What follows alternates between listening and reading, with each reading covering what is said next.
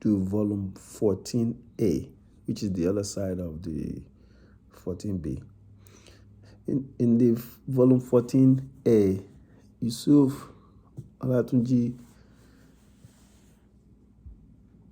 actually did only 2 tracks because of the weight of the individual was singing about, how important they were to him. So there are only 2 tracks. The first track was for late Badejọ Okusanya, and Badejọ Okusanya, you might say, who's Badejọ Okusanya? He was a big elephant in the industry, in the musical industry, especially among the Yoruba artists. So they patronize him in helping cut their records, LPs, EPs, plates. And the second track was for Lasisi Karaole, who is also one of the Inner Circle buddies. So let's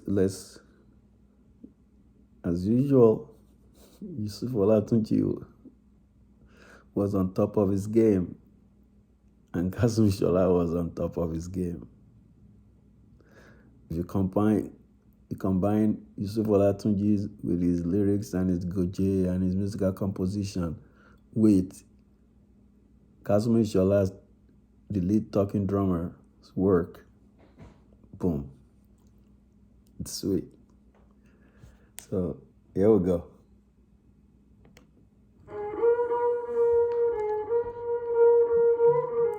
Badejọ ọ̀run rere, ọ̀run rere.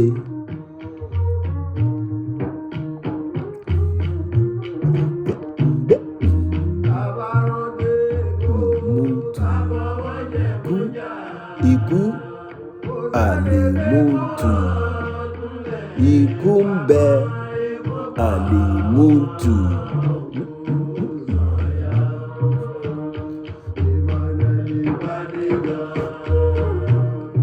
Ó di gbere ó dàrí, ẹni tó ń ṣe re kó múra sí re, ẹni tó ń ṣèkà kó múra síkà, àti re àtìkà nǹkan kì í gbé. Ọlọ́run ò ṣe bí ire ló ń ṣe.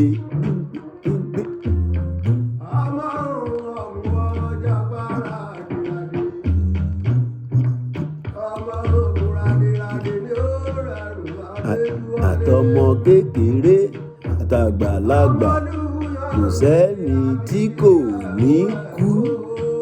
Olówó kú, ikú ń bẹ àlèmútù, kú ikú àlèmútù, ìmútù àlèmútù, ikú ń bẹ àlèmútù, ìmútù ìmútù. Tọmọ kékeré àtàgbàlagbà, kò sẹ́ni tí kò ní kú. Olówó kú, tálíkà kú, ọmọ kékeré kú, àgbàlagbà kú, ikú ń bẹ àlèmútù. Ó ń sẹ́lù ni o níbẹ̀ yẹn.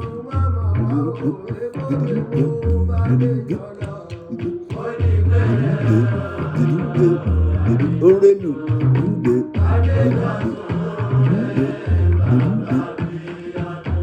ní tí kò ní kú. Olówó kú, tálíkà kú, ọmọ kékeré kú, àgbàlagbà kú.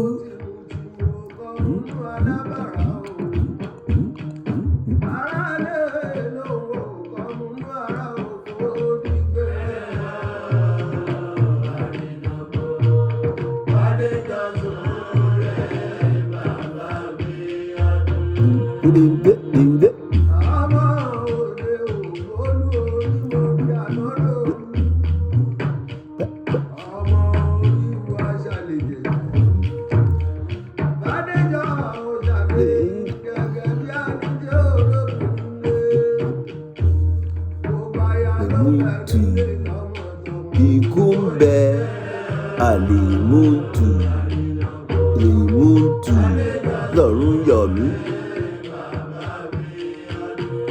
Má fọ̀run yọ̀ mí, gbogbo wa là ń lọ.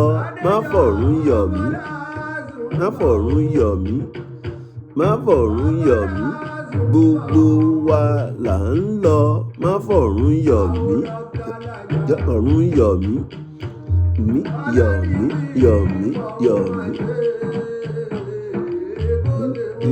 Wàásù Júdí, mákàtàrí bí wàásù Júdí, mákàtàrí bí wàásù Júdí. Ikú bò ń gbèdè jẹ́, ẹjọ́ tẹ̀ bà sílẹ̀ láì dúró fi jẹ́. Ikú gbòhun rere jẹ́. Báfẹ́mi ọ̀gá action group, ikú gbòhun rere jẹ́.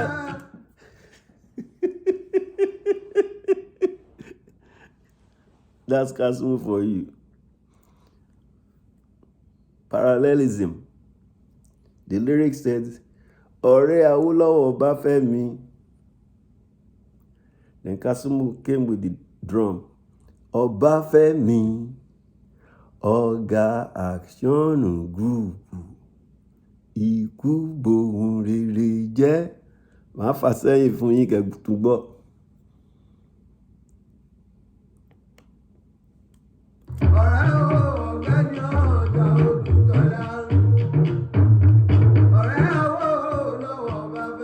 Báfẹ́mi ọ̀gá action group, ikú gbòhun rere jẹ́. That's how smooth Kasunmu is. Ọbáfẹ́mi ọ̀gá action group, ikú gbòhun rere jẹ́. Màá tún fà sẹ́yìn dẹ̀. Those are the quality you get from Kasunmu. When you listen to his drum beat, you will get quality. It will make this skin, goat skin, talk like human.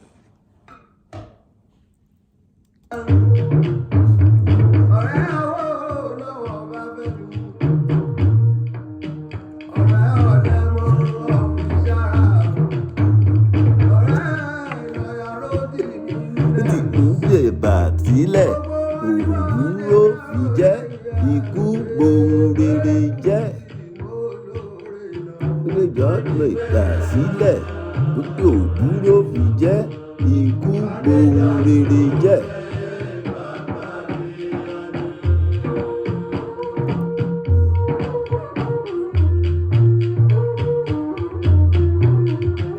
Ní a fẹ́ la mọ̀, a ò mẹ́ni tó fẹ́ ni. Ikú àlèmútù lèmútù àlèmútù. Ikú àlèmútù. Ìgbókò mú àfájá, ọkà ìlú àfájá. Ikú àlèmútù lèmútù àlèmútù. Ikú àlèmútù. Má fọ̀run yọ̀ mí, má fọ̀run yọ̀ mí, gbogbo wa là ń lọ. Má fọ̀run yọ̀ mí, má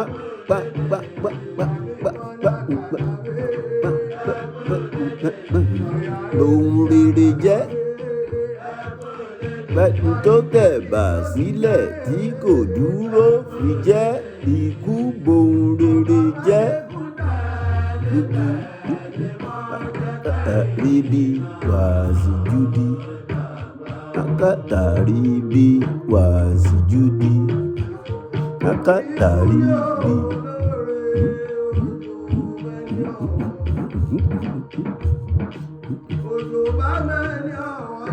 Jẹ́ ìgbà tó kù jẹ́jẹ́ ló kù, ó kù jẹ́jẹ́, ó kù jẹ́jẹ́. Ó dìgbò ṣe ikú dóró, ó dìgbò ṣe ikú dóró. Ọlọ́run kó tẹ̀lẹ̀ fẹ́nìyàn rere.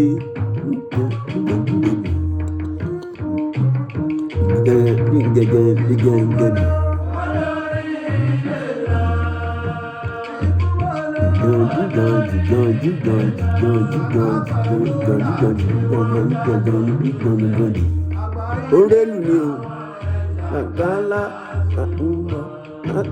lásùnbọ̀, má ṣe kú ní tẹ̀lé. Má ṣe kú ní tẹ̀lé. Ọlọ́run ọba, má ṣe kú ní tẹ̀lé.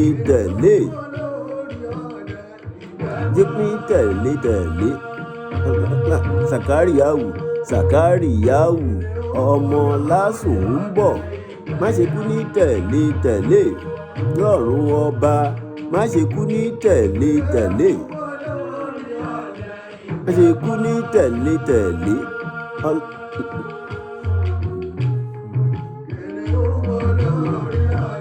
Láti lásùnbọ̀, má ṣe kú ní tẹ̀lé. So the first time he said Sàkáríyáwù, ọmọ lásùnbọ̀. Now he says Láti lásùnbọ̀. Saka is older than Láti lásùnbọ̀. So he first called the name of the older brother, Sàkáríyáwù. But sometimes he would say Saka, but he called his full first name, Sàkáríyáwù, ọmọ lásùnbọ̀. Ọlọ́run má ṣe kú ní tẹ̀lé. Láti lásùnbọ̀. Ọlọ́run má ṣe kú ní tẹ̀lé. Má ṣe kú ní tẹ̀lé. Ọlọ́run ọba, má ṣe kú ní tẹ̀lé. Kú ní tẹ̀lé.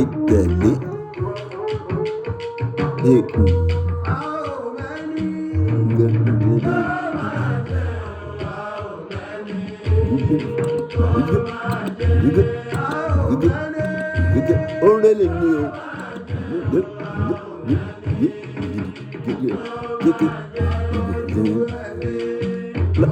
Sàkáríyáwù, má ṣe kú ní tẹ̀lé. Kú ní tẹ̀lé.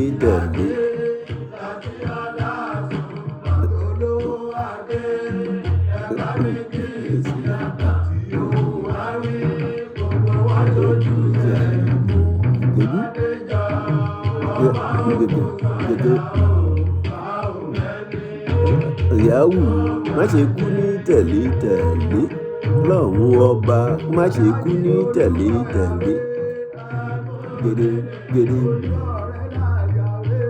Wàásù dúdú, ríbi. Wàásù dúdú, ríbi.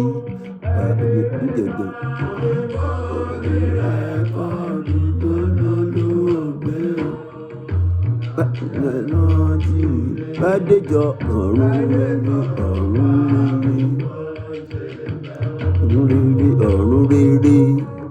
Badejọ, ọ̀run rere.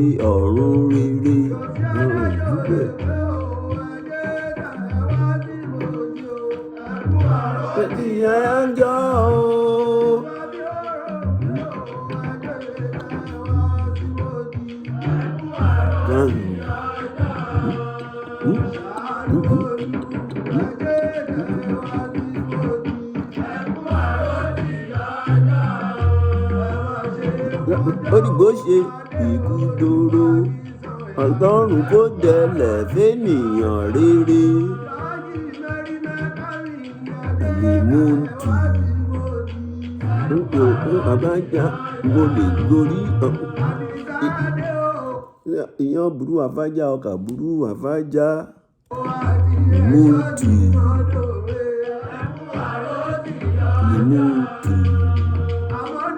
Kú ní tẹ̀lé. Má ṣe kú ní tẹ̀lé. Sàkáríyáwù, tẹ̀lé.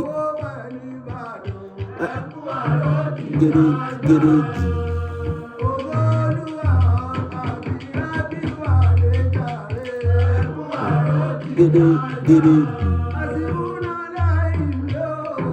Yọ̀ mí, má fọ̀run yọ̀ mí. Gbogbo wa là ń lọ, má fọ̀run yọ̀ mí. Don't bully me with or threaten me with death. Ẹ má fọ̀run yọ̀ mí. Gbogbo wa là ń lọ. Má fọ̀run yọ̀ mí. Don't threaten me or bully me. Latifu Ọlásùnwó ń bọ̀. Ikú ní tẹ̀lé. Latifu Ọlásùnwó ń bọ̀. Now for saying there. So, because he's been mentioning Zachariah, the older brother, now he's going to say Latifu. Gbogbo wa là ń lọ, ọ̀run yọ̀ mí. Má fọ̀run yọ̀ mí. Má fọ̀run yọ̀ mí. Gbogbo wa là ń lọ. Latifu Ọlásùnwó ń bọ̀. Ẹ ṣe kú ní tẹ̀lé. Ṣé kú ní tẹ̀lé? Kó má ṣe kú ní tẹ̀lé.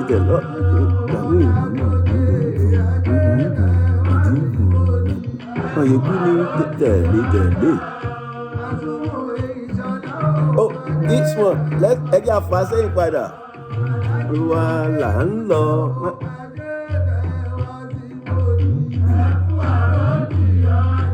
Ọlọ́run ń bọ̀. Ẹ ṣe kú ní tẹ̀lé. Ẹ ṣe kú ní tẹ̀lé. Gidi.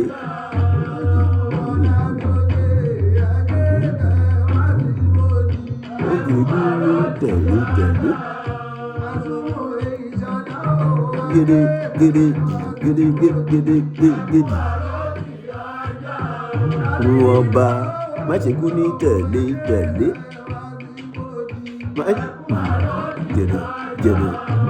ń bọ̀. Má ṣe kú ní tẹ̀lé. Láti Ọlásùnwó wọ́n bá má ṣe kú ní tẹ̀lé. Gèdè orí lù nìyẹn o. Wàásù gidi.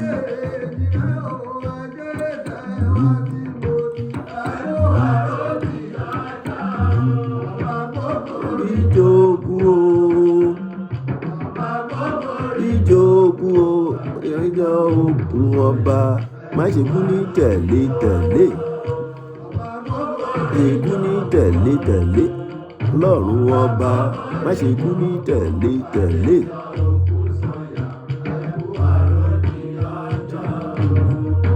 Zachariah má ṣe kú ní tẹ̀lé. Ọmọ Lásùn ń bọ̀ ní tẹ̀lé. Ọlọ́run ọba kì í ṣe Ọlọ́run ẹnìkan. Gẹ́gẹ́.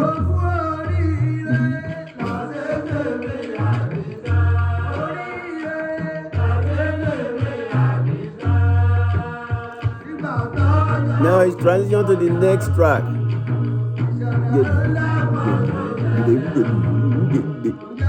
Nǹkan tí ṣe là ń wí.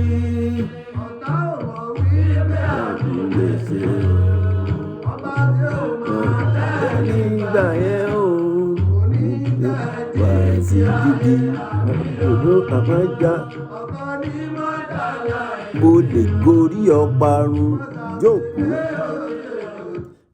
Saying there. Now he's singing about Karole.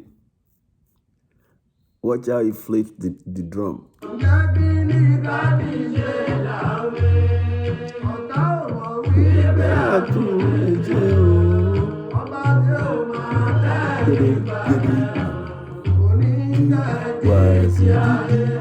Wọ́n là ó fi wọ́n ṣá.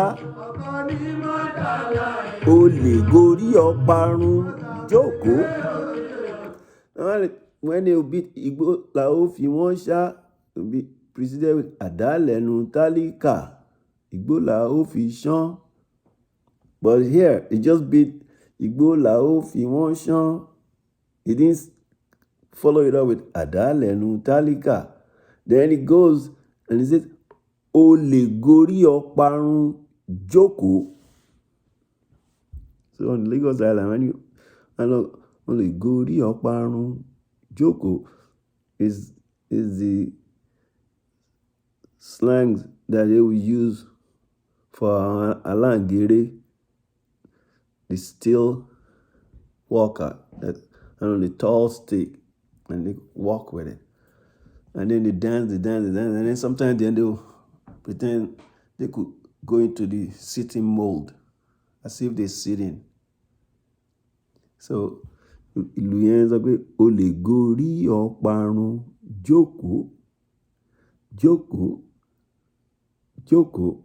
and tó bá jókòó lórí àǹgéré, you're actually not sitting on anything because you're putting all your weight on both your two legs, but in a squatting position while you're still high up there. So meaning you can perform a task that average people won't be able to pull off. That's what he's saying with that drum. O lè gorí ọparun jókòó. O lè gorí ọparun jókòó. Ojú máa dédé. Àlùsí ọbẹ̀ tó mi yọ koríko lórí. Ojú máa dédé.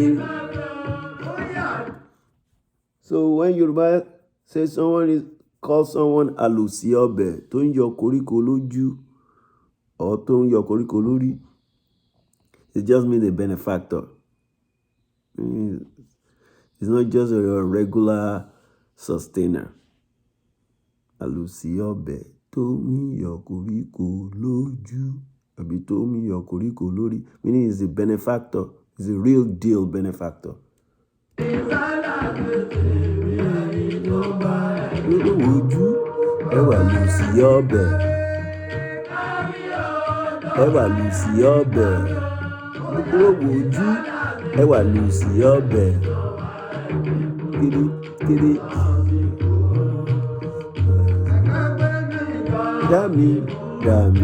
Dami. Ariwo mẹ̀jẹ̀sí kò gbọ́dọ̀ pa alákàrà. Alákàrà. Dami. Ariwo mẹ̀jẹ̀sí kò gbọ́dọ̀ pa alákàrà. Dami.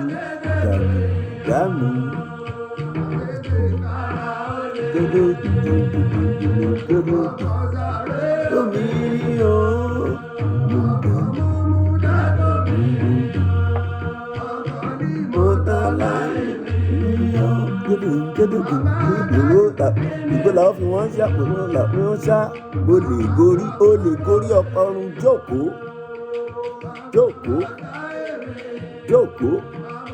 O lè gorí ọparun jókòó. La ó fi wọ́n ṣá orí ọparun jókòó. Tàbí tí mi ò máa sí. Gẹ̀dú.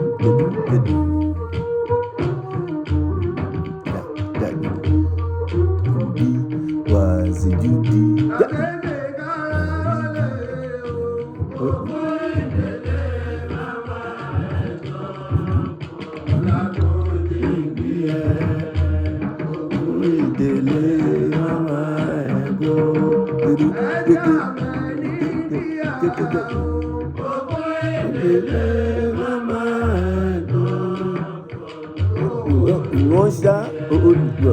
Wọ́n ṣá o lè gorí ọparun jókòó.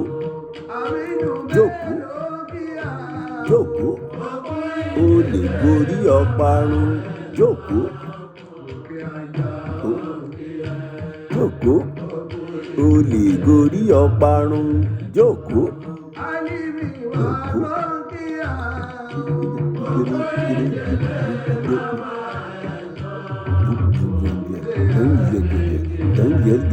Dangu-gaga. Namuntu. Kumbe.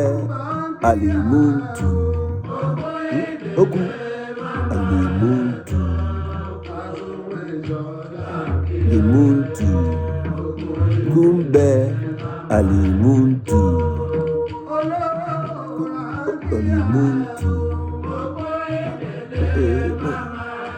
Lówó òrà bówó lù ní kò lè pa ní. Lówó òrà bówó lù ní kò lè pa ní. So this is Kasunmu Ishola's pattern. it has different drum beats for several of their key patrons.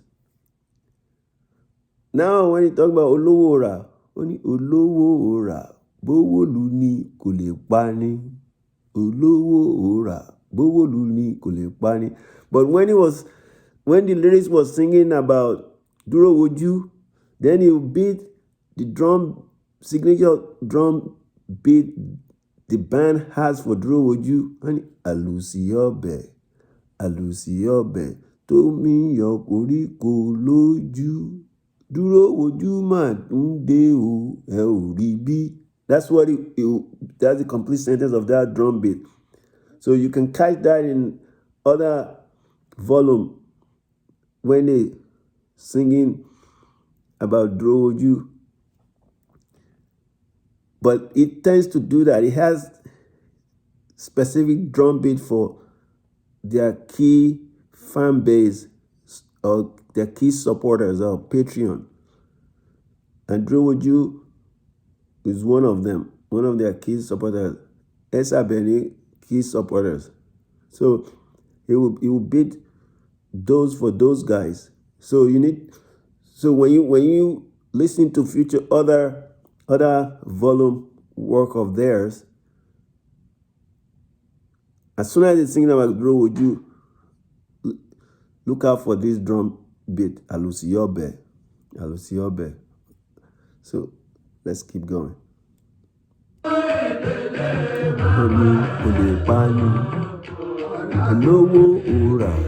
Olówó òrà ni kò lè pa ni.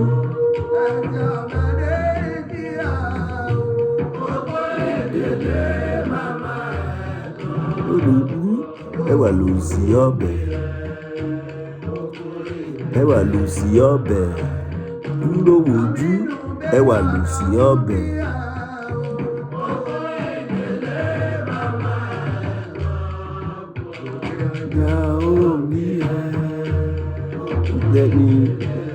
Àṣẹ ni duro wojú àtẹlẹ̀ yìí pẹ́. Àṣẹ ni duro wojú àtẹlẹ̀ yìí pẹ́. Àṣẹ ni.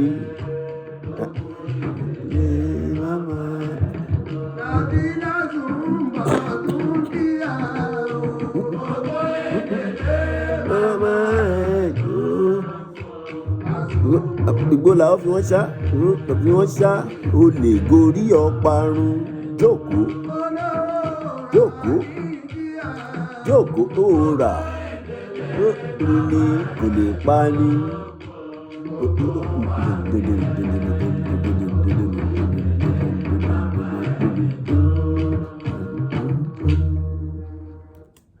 Bówó lù ní kò lè pa ni.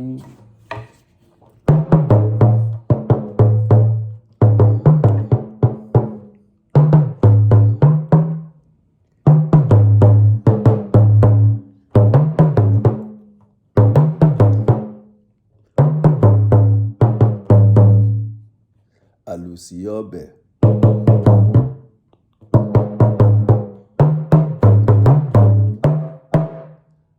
You guys stay blessed. Leave comments.